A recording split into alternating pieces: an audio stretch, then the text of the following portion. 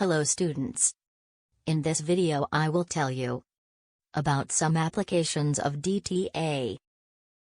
First we will discuss applications of dTA in physical chemistry. We can determine specific heat. Heat of reaction can be determined.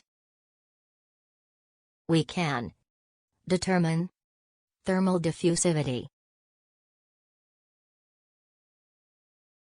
Now I will tell you some applications of dTA.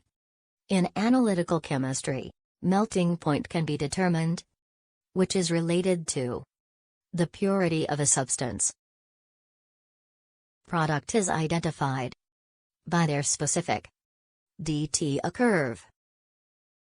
Now I will tell you some applications of dTA in biological sciences. It is used to study the archaeological materials. Now I will tell you about some applications of dTA in polymer chemistry. Release of strain can be determined by dTA. The other application of dTA in polymer chemistry is catalysis. Thanks for watching.